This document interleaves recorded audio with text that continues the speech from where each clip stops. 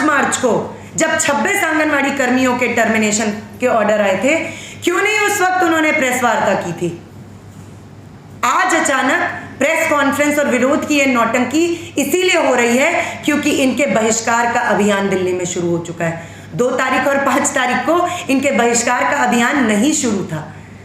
तब इन्हें लग रहा था कि दिल्ली की आंगनवाड़ी कर्मी आम आदमी पार्टी के खिलाफ ही मोर्चा खोले हुए हैं, जबकि हमने पहले दिन से ही ये स्पष्ट कर दिया था कि किसी भी चुनावबाज पार्टी को हमारे मंच पर आने की कतई जरूरत नहीं है, क्योंकि हमारे मंच, हमारी यूनियन के दरवाजे इन सभी पार्टियों के लिए बंद हैं, खासकर उन पार्टियों के लिए जो इस वक्त सत्ता पक्ष में बैठी हुई हैं। केंद्र सरकार के नुमाइंदे लेफ्टिनेंट गवर्नर अगर चाहते और बीजेपी अगर चाहती तो 1 मिनट में 2 मार्च को, 5 मार्च को और 11, 12, 13, 14 मार्च तक चले टर्मिनेशन ऑर्डर के ये सिलसिले को 1 मिनट में रोक सकती थी। और आज इन्हें एलजी से अनुरोध करना पड़ रहा है। जिन लेफ्टिनेंट गवर्नर को ये आदेश देते हैं उनसे ये अनुरोध की नौटंकी कर रहे हैं। ये लतीफ़ा कहीं और सुनाइए, ये यहां नहीं चलेगा, ये नौटंकी यहां नहीं चलेगी। मैं आपको बताना चाहती हूं कि ये ज्ञापन हम लोगों ने लेफ्टिनेंट गवर्नर साहब को सौंपे हैं। ये ज्ञापन है, इसके बाद सारे टर्मिनेशन ऑर्डर्स, इसके बाद रिमाइंडर्स, ये ज्ञापन हमने केंद्र सरकार के नुमाइंदे लेफ्टिनेंट गवर्नर अनिल बैजल को सौंपे हैं। 5 बार हमारा प्रतिनिधि मंडल उनसे मिलने की रिक्वेस्ट करता रह गया, लेकिन उन्होंने एक बार भी यूनियन के प्रतिनिधि मंडल को एंटरटेन नहीं किया। यहां बैठी हुई बहनें वहां जा चुकी हैं, लेकिन सिर्फ इंतजार करवा के और ये रिसीविंग देकर हमें लौटाया गया। क्या केंद्र सरकार के नुमाइंदे, क्या भाजपा की सरकार के नुमाइंदे लेफ्टिनेंट गवर्नर इन टर्मिनेशन ऑर्डर्स के बारे में नहीं जानते थे? ये तो लेफ्टिनेंट गवर्नर का वही ऑफिस है जिन्होंने 2016 में, जो नवलेंद्र कुमार सिंह जॉइंट डायरेक्टर रह चुके हैं, जिनके बारे में हमने लगातार बात की है, पिछली प्रेस कॉन्फ्रेंस में भी जिसके बारे में हमने चर्चा की थी। 2016 में इनके प्रेडेसेसर रह चुके लेफ्टिनेंट गवर्नर नजीब जंग ने इंटरवेंशन करके उसी नवलेंद्र कुमार सिंह को बर्खास्त किया था 5 करोड़ के ब्राइबरी, घूसखोरी के जुर्म में। आप एक जॉइंट डायरेक्टर को बर्खास्त कर सकते हैं, लेकिन आप इलीगल टर्मिनेशंस पर एक ऑर्डर नहीं दे सकते हैं। यही नहीं, हमारे यूनियन का प्रतिनिधि मंडल, 60 बहनों का एक प्रतिनिधि मंडल बीजेपी के प्रदेश अध्यक्ष आदेश गुप्ता से भी मिलने के लिए गया था, लेकिन क्या किया उन्होंने? एक सड़क किनारे डेलीगेशन को रुकवा दिया गया, 2 घंटे हमें इंतजार करवाया गया और उसके बाद भी हमारे डेलीगेशन से नहीं मिला गया। हम यही बात उस वक्त भी भारतीय जनता पार्टी को बताने के लिए गए थे कि आपकी सरकार के नुमाइंदे लेफ्टिनेंट गवर्नर क्यों नहीं इंटरवीन करके हड़ताल की मांगों के लिए और इलीगल टर्मिनेशंस के लिए यूनियन के प्रतिनिधि मंडल को बुला रहे, क्यों नहीं इस पर हस्तक्षेप करके वो सारे इलीगल टर्मिनेशंस को वापस ले रहे हैं। साथियों, ये भारतीय जनता पार्टी के दिल में उठा हुआ दर्द, ये कोई अचानक उठा हुआ दर्द नहीं है। इसका कारण है जो बहिष्कार अभियान हम लोगों ने इनके खिलाफ छेड़ा है। और ये दोनों ही पार्टियां, आम आदमी पार्टी, हमने आम आदमी पार्टी की नौटंकी को भी देखा है, जहां पंजाब में जाकर इन्होंने वहां की आंगनवाड़ी कर्मियों से मानदेय डबल करने की बात कही है। अभी तो ये आने वाले दिन बताएंगे कि पंजाब की आंगनवाड़ी कर्मियों के साथ भी ये किस किस्म की धोखाधड़ी करेगी ये पार्टी, क्योंकि दिल्ली की आंगनवाड़ी कर्मी पिछले 7 सालों से इनका रवैया यहां देख चुके हैं। और मैं आपको बताना चाहती हूं, जो नए मंत्री कैलाश गहलोत हैं, उनसे भी आपको पूछना चाहिए कि जो मानदेय बढ़ोतरी की घोषणा 24 फरवरी को की थी, उस मानदेय बढ़ोतरी का क्या हुआ?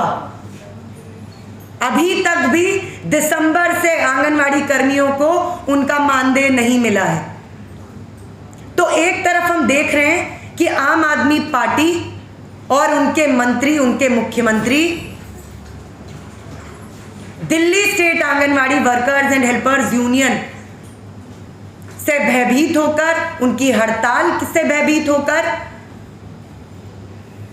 इस तरीके की हरकतें कर रहे हैं, जिसमें उन्होंने एलजी के जरिए एस्मा लगवाया और दूसरी तरफ केंद्र में बैठी भाजपा की सरकार और प्रदेश में भारतीय जनता पार्टी भी एलजी के जरिए हमारी हड़ताल को रोकने के लिए, इसे तोड़ने के लिए शामिल होते हैं इसी मिलीभगत में।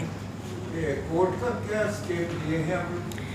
कोर्ट में हम लोगों ने 14 तारीख को हाई कोर्ट में रिट पिटिशन फाइल की थी। हाई कोर्ट में हमारी रिट पिटिशन जो इलीगल टर्मिनेशंस हुए हैं उसको लेकर थी, और साथ ही जो डिपार्टमेंट और दिल्ली सरकार और केंद्र सरकार आने वाले दिनों में टर्मिनेशंस करने जा रहा था। मैं आपको बताना चाहती हूँ कि कई सारी लिस्ट सर्कुलेट हो रही थी। 2000 जिसमें आंगनवाड़ी कर्मियों के नाम थे, एक लिस्ट में 5000 आंगनवाड़ी कर्मियों के नाम थे, एक लिस्ट तो ऐसी भी सर्कुलेट हो रही थी जिसमें 15000 आंगनवाड़ी कर्मियों के नाम थे। और इनकी ये मंशा थी कि इन तमाम वर्कर्स और हेल्पर्स को जो हड़ताल में शामिल हुई थी उनको टर्मिनेट कर दिया जाए। लेकिन 14 तारीख को हमारा कोर्ट केस जाता है, 15 तारीख को हमारी पहली हियरिंग होती है, जिसमें कोर्ट केस की वजह से फिलहाल इन्हें उन सारे टर्मिनेशंस को रोकना पड़ा है। हाँ, अभी वो सारे टर्मिनेशंस ऑन होल्ड हैं जो इन्हें करने थे।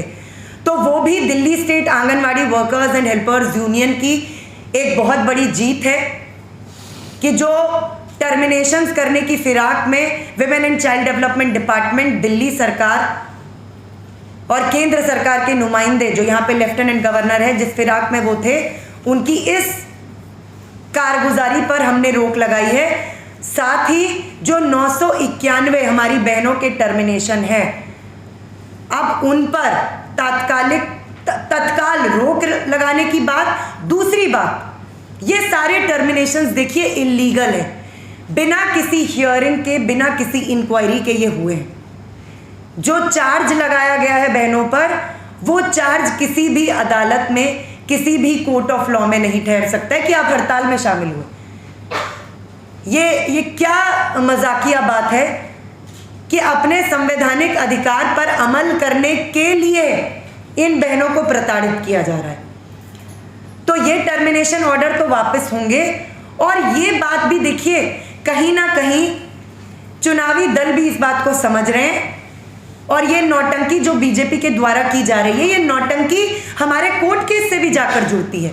उन्हें भी पता है कि इलीगल टर्मिनेशन वापस होंगे। उन्हें यह भी पता है कि आंदोलन का जो नीचे से प्रेशर है, उस प्रेशर में आके एलजी को भी हो सकता है कि ऐसा ऑर्डर जारी करना पड़े। लेकिन वो प्रेशर हमारे आंदोलन, हमारे संघर्ष और Delhi state anganwadi workers and helpers union के नेतृत्व में चले इस जुझारू मूवमेंट की वजह से। लेकिन अब हर कोई क्रेडिट लेने की फिराक में है। इस मौके पर चौका मारना चाहता है कि हम भी लगे हाथों एक प्रेस कॉन्फ्रेंस कर लें, 2-4 बयान दे दें कि हम कितने ज़्यादा हितैषी हैं, हम कितने बड़े पैरोकार हैं आंगनवाड़ी के बहनों के अधिकारों के। अब मैं आपको बताना चाहती हूँ, 2018 में ये केंद्र सरकार है, मोदी सरकार है, जिन्होंने 1500 और 750 रुपए की बढ़ोतरी की। बड़ी मामूली बढ़ोतरी थी, 1500 और 750 रुपए आज के दौर में, जब आज के दिन में एलपीजी रसोई गैस के दाम जैसे ही 5 राज्यों के चुनाव संपन्न हो गए, 50 रुपए एलपीजी का दाम बढ़ गया, 950 का सिलेंडर हो गया, 950 का सिलेंडर हो गया है। और पेट्रोल और डीजल और तमाम फ्यूल्स के दाम भी बढ़ा दिए गए हैं। 1500 और 700 की ये मामूली सी बढ़ोतरी मोदी सरकार द्वारा इसकी घोषणा की गई थी। अब ये सवाल बनता है और ये सवाल मैं पूछ रही हूँ भाजपा के प्रदेश अध्यक्ष से और स्मृति ईरानी से, जो केंद्र सरकार की मंत्री हैं। सिलेंडर लेके चलती थी कंधे। हाँ जी, वो सिलेंडर लेके चलती थी कंधे पर एक टाइम पे, और काफ़ी आलू प्याज सड़कों पर लेकर नौटंकी करने का काम उन्होंने काफ़ी किया है। लेकिन आज वो हम केंद्रीय मंत्री है हमारे मिनिस्ट्री की, women and child development ministry की। ये वो ऑर्डर है 2018 अक्टूबर का, जिसमें 1500 और 750 रुपए की बढ़ोतरी हुई है।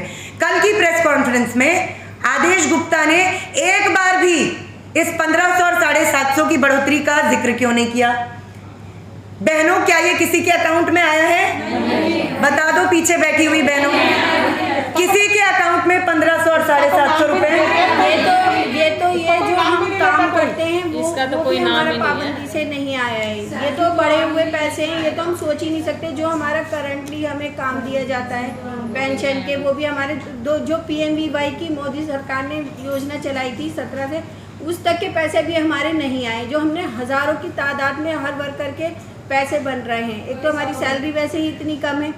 अब आप यही देख लीजिए कि 950 का सिलेंडर है और हमें 9,500 सैलरी में हम 950 का अगर सिलेंडर ले आएंगे तो हमारे घर के खर्चे कैसे चलेंगे? जब यहाँ हमारे विज्ञान भवन में हमें बुला के मोबाइल दिए गए थे तो केजरीवाल का कहना था मेरी बहनें हैं ये, अब बहनों को 9,500 का लॉलीपॉप देकर टिका रखा है कि हो जाएगा। मोदी ने 1500 का लॉलीपॉप दिखाया कि मिल जाएगा, वो भी आज तक नहीं मिला है।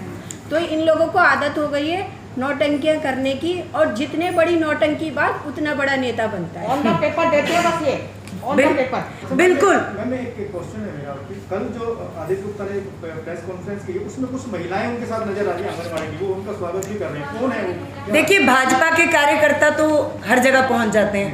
भाजपा के कार्यकर्ता, और ये कौन नहीं जानता है कि कुछ लोग आने वाले निगम चुनावों में चुनाव भी लड़ना चाहते हैं, टिकट भी पाना चाहते हैं। वो ये भी दिखलाना चाहते हैं कि हमारे साथ भी कुछ आंगनवाड़ी कर्मी खड़े हैं। तो इस तरीके के लोग तो हर जगह हैं। आम आदमी, उनके जो वॉलंटियर काम कर रहे हैं उन्हीं को वो भी आंगनवाड़ी दिखा रहे हैं कि आंगनवाड़ी वर्कर है। हमारी तो यूनियन से हमारी वार्तालाप बराबर है, और यही 17 में भी थी हमारे साथ, और आज भी हमारे लिए एक पैर से खड़ी हुई। आप ये कहना चाहते हैं कि वो जो महिलाएं उसमें दिख रही थी उससे आपका कोई लेना देना नहीं, हमारी यूनियन का कोई लेना देना नहीं है।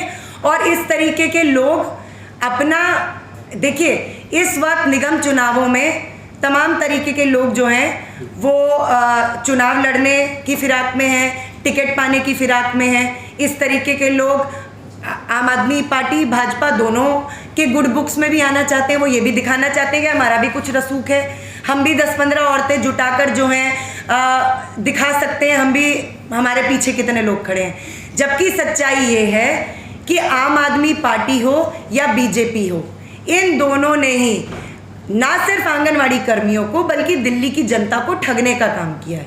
और आंगनवाड़ी कर्मी तो भुक्तभोगी हैं।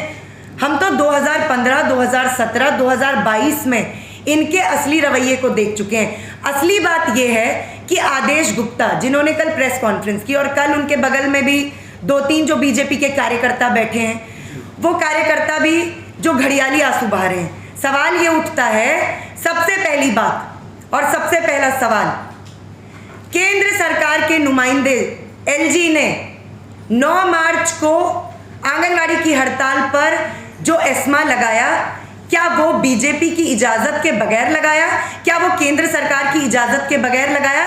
इसका जवाब आदेश गुप्ता को देना चाहिए, क्योंकि कौन नहीं जानता है कि बिना बीजेपी और केंद्र सरकार की इजाज़त के LG कोई काम नहीं करते हैं। दूसरा सवाल, 991 बहनों का जो टर्मिनेशन, गैर कानूनी टर्मिनेशन जो करवाया गया है, उस गैर कानूनी टर्मिनेशन में क्या बीजेपी और केंद्र सरकार के नुमाइंदे LG का हाथ नहीं है?